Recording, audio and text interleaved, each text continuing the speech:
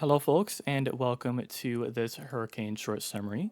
We are going to be taking a look at 1979's Hurricane David in this short summary here.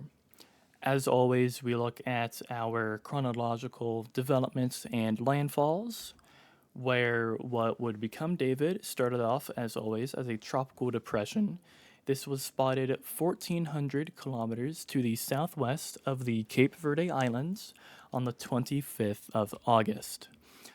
Just by the 27th, David becomes a hurricane, and just by the 28th, David has reached wind speeds of 150 miles per hour, which is quite intense, not only just in wind speeds, but also some very rapid intensification to boot. Now, by the 30th, David has peaked, reaching 175 miles per hour at a pressure minimum of 924 millibars.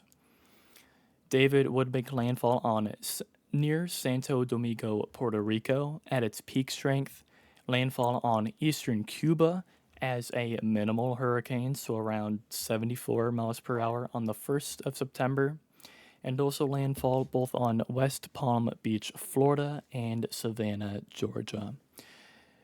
Did so on West Palm Beach at Category 2 strength and Savannah, Georgia as a Category 1. David would then dissipate on the 8th of September. David is responsible for 2,078 deaths and 1.54 billion US dollars in damage. With some pretty noticeable jumps, especially the second one northwards here, these were unanticipated. While these were indeed in the cone of error along a hurricane's path, the especially the second sudden skip was pretty unprecedented, or just unanticipated. Sorry, unexpected. The first one seems pretty gradual, and that's because it is. However, it was just expected to not hit Dominica as hard as it did. In fact, Dominican residents were complacent, which isn't necessarily their fault. Many hurricanes in the past had meant just some relatively strong winds, some downed trees, some crop damage, and rain, and nothing else more to say. But with this first skip northwards, David would go directly to the south of Dominica, which caused the eye wall to come almost make landfall on Dominica, which was devastating. Meanwhile, 400,000 people would be evacuated in the United States, most of them in Florida. I think it was around 300,000 in Florida. Going back to Dominica, though, around 10 inches or so of rain was dropped there. 75% of the population were homeless, especially in the capital of Rosio. I'm sorry. Roseau. I'm sorry. And also 75% of the crops in all of Dominica were destroyed. In fact, a quote from a source that I'll have in the description said that, quote, entire mountains were laid bare. The destruction was complete and total, end quote. The Lesser Antilles would also not be spared, with some severe crop damage there as well. So, in the further southern islands closer to South America, there.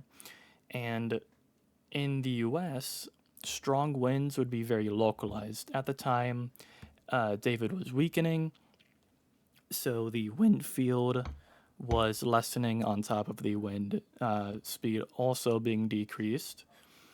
And due to this, damage was a lot less than what you would expect. However, there was still plenty of rainfall, as we can see in this middle right photo here in between our track and a photo of David. David, first and foremost, is a rare Cape Verde hurricane. Now, I know that a lot of my notables here in the Atlantic are Cape Verde hurricanes. However, keep in mind that the average is around one or two Cape Verde hurricanes every season, with some seasons not having one at all. Cape Verde hurricanes, just because of the conditions that are different in slightly northern parts of the Atlantics, uh, in slightly northern parts of the Atlantic Ocean, sorry, just are able to form and maintain their size, wind speeds better than those that form in those northern parts of the Atlantic. David would also be the first hurricane to strike the Lesser Antilles since 1966's Inez, believe it or not. So, had been a fair bet, which is also part of why Dominican residents were complacent. This hurricane is also one of only two Category 5s to strike the Dominican Republic in the entirety of the 20th century. So, in the entirety of the 1900s and 2000. The second one also being Inez, believe it or not. This was also the deadliest hurricane since the 1930s San Zenon hurricane. I hope I'm pronouncing Zenon right.